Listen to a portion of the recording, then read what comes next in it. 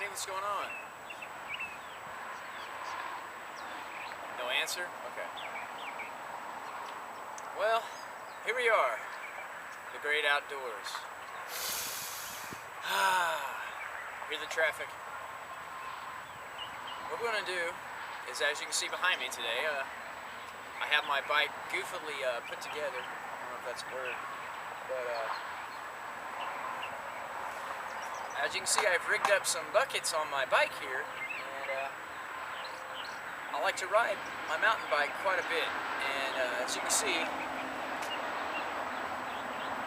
this one happens to be one of the better models, I think, for what I like to do, and it holds up really good. So I'm not endorsing any particular brand, but I've had thousands of these bikes, and not this particular brand, or this model, but just bikes in general, and they suck.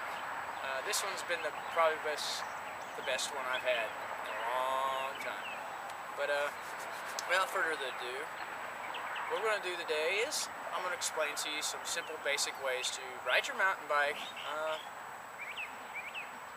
Be out in the woods, just ride around. As you can hear the highways behind me, I'm next to a major interstate that's the heartbeat of the United States, Mexico, and Canada. I'm in Missouri. But so that means I have the access to any and all kinds of traffic and debris. And what we're going to do is we're going to collect some debris. And most of it's, scrap aluminum. I'm not talking about necessarily just cans, but cans are aluminum products. We'll go into detail about aluminum and some of the other metals. But first of all, I'll show you how I collect it. It's pretty simple. I ride my bike, I drive around, I see it, I throw it in the bucket, and if I get enough, I put it in a bag. And I'll show you exactly what I'm talking about.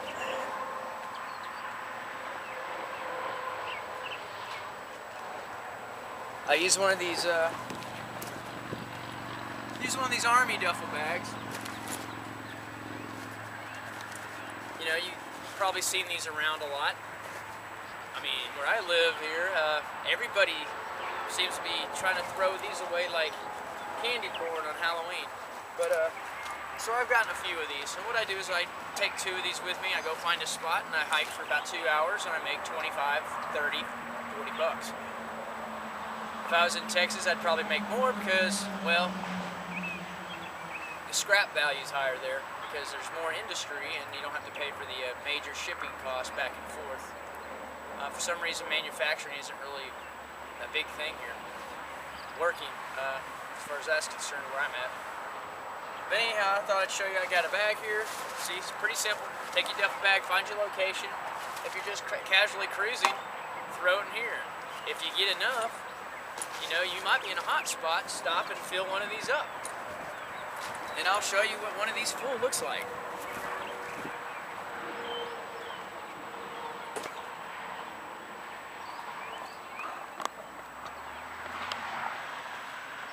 There you go. I emptied all that contents out of this bag that I got yesterday. That was in about 30 minutes. And plus some guy thought I was being weird, and he said, "Hey man, that's a good thing that you're doing for the community. Appreciate you picking up the place." So he gave me 10 bucks on top of that. So right there I made $20 in 45 minutes. Not too bad. And over there by the tree, of course, you can see there's a piece of aluminum scrap I found to go with it. So that's usually the combination of what I find. Yesterday, like I said, this was an old campsite from somebody, and so what I did was I collected all the cans. See? And that was sitting next to it, so I got all that, and like I said, somebody hooked me up. But this is what I do. I ride on this bike, and I just put it in them buckets back over there. Pretty simple. Yes, those are bungee cords, and that's basically how I have my rack set up. I mean, it's a cheap rack. I wish I had the better one, but that's all I had in the beginning, and it seems to be working. So if it's broke, don't fix it, or if it's fixed, don't break it. Okay, something of that nature.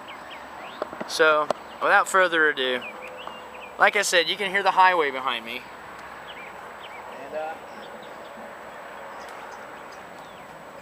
or the interstate as they call it. I probably should start calling it that, but as you can see, I just fill one of these bad boys up. Once I get done, it's going to be round, so it'll actually ride.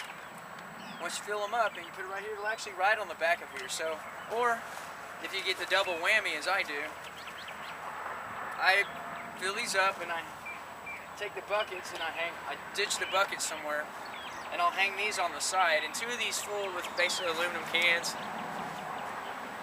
It's about 2 of these now. That's 2. That's 40 pounds. Each one of these will hold 20. If you crush them up. So you have to crush them up, that's the whole point. Condense it down, and this is pretty much how I do it. So, get the contents out. You know, if I don't really care about all that, all I usually do is I'll just throw it in the bag, but you get more, you seem to get more action out of it if you crush them up. So, and yeah, I'm not gonna waste my time by showing you all that crushing up thing, and don't mind my canopy over there. But let me clean up for you real quick. I didn't know you were coming. Alright. It's pretty much, you know, you're gonna be walking down the road, you see a can, you pick it up, it's like, hey, toss it in the bag, right? But if you want to get maximum amount, you just,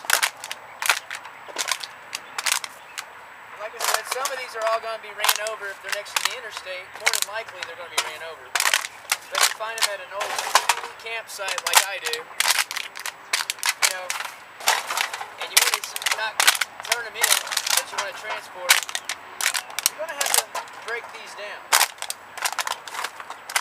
If you get a lot, it's annoying. And a lot of people are going to go, why don't you have a can crusher?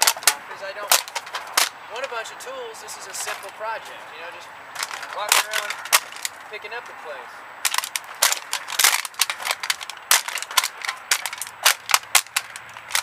See, just smash them up and throw them in the bag.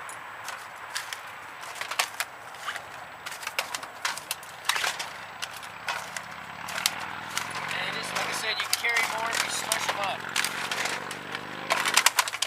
But if you're walking down the road or the highway, a lot of times there's going to be thousands of these, and so literally you need a real cool way to transport this. But this gets heavy, so I recommend using a smaller bag, you know, for just walking around, and then kind of leave this near your station on your bike.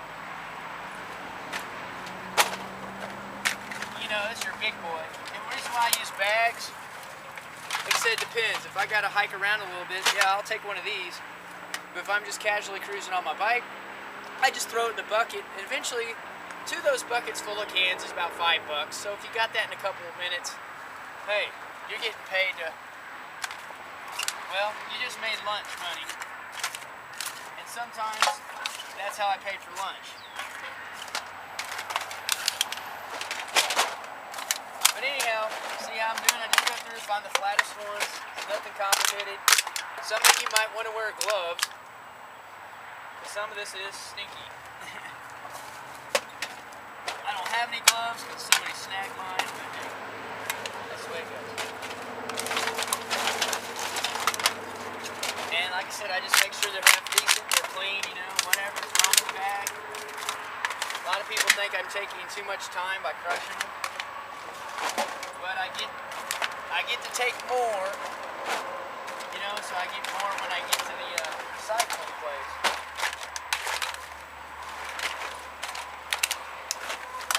I come across this stuff every day, so it's not like